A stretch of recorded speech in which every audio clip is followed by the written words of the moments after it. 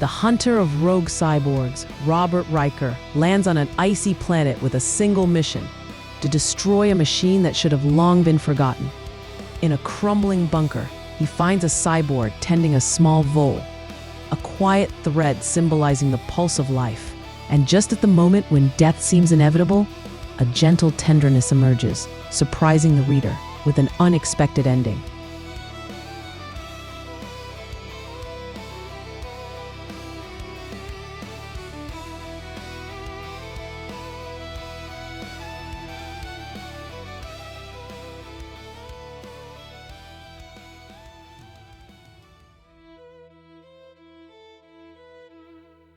Robert Riker was not your typical bounty hunter.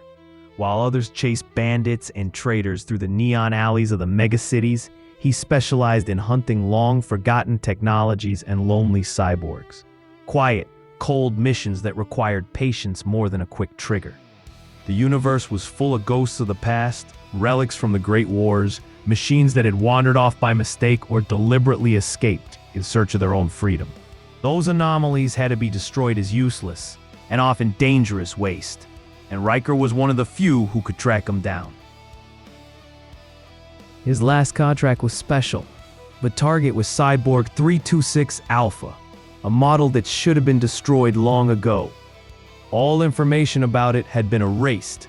Only a bare designation and the coordinates of a desolate, icy planet somewhere on the edge of a known galaxy remained.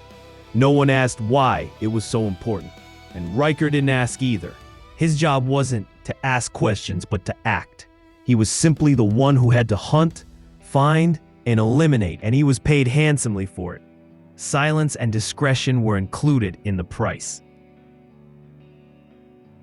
Riker tightened the straps on his armor and watched the last bit of grime fall from his ship out of hyperspace.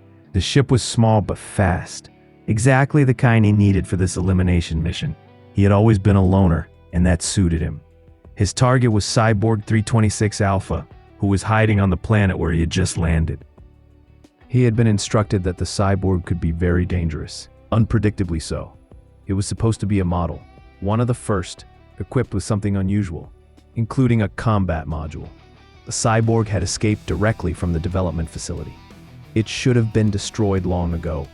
All other 326 versions had been destroyed as failures, and now Riker was to close the project by destroying the last specimen named 326 Alpha. The situation seemed clear and easy. There was only a small bunker on the planet, overgrown with sand and rock. The cyborg was hiding in that bunker. Its elimination should be a matter of practice, and only Riker's gross mistake could endanger it. But Riker didn't make mistakes. He was one of the best in his field. Outside, a freezing wind raged that would tear a man apart without a suit. Riker didn't care. This wasn't his first rodeo.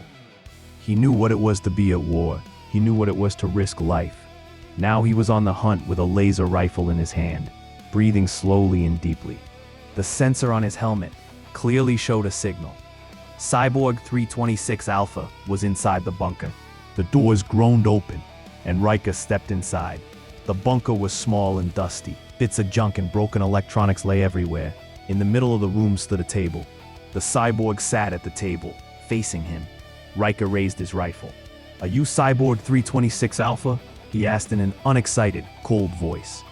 The silhouette of the cyborg remained motionless.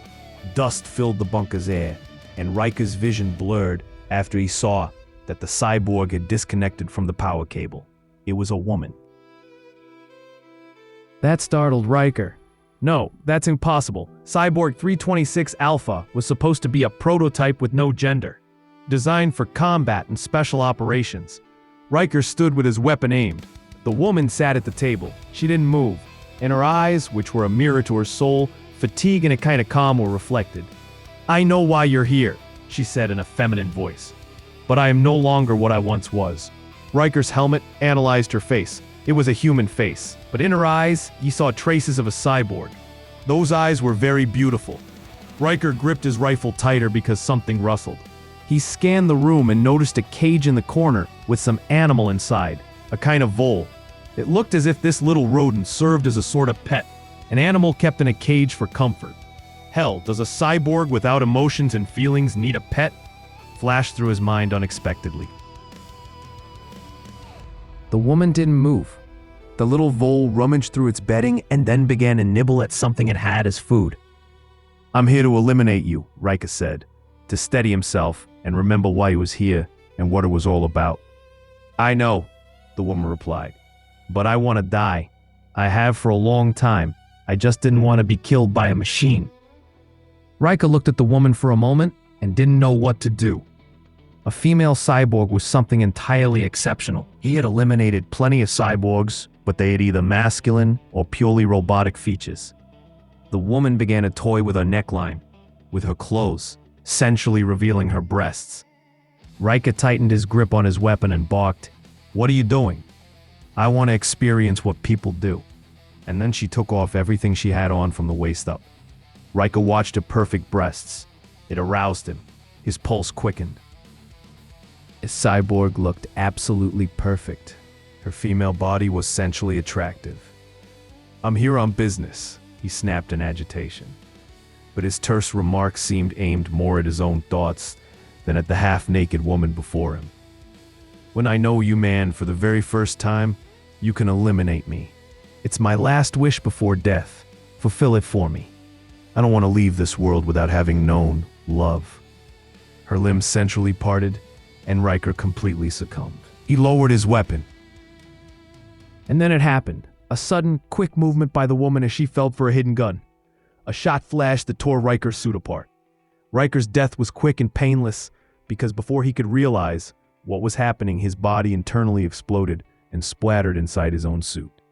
Cyborg 326 Alpha, the very first combat cyborg into which female logic and female intuitive problem-solving had been experimentally implemented, simply smiled. Then took the dead Riker's weapons and the ship's access control panel.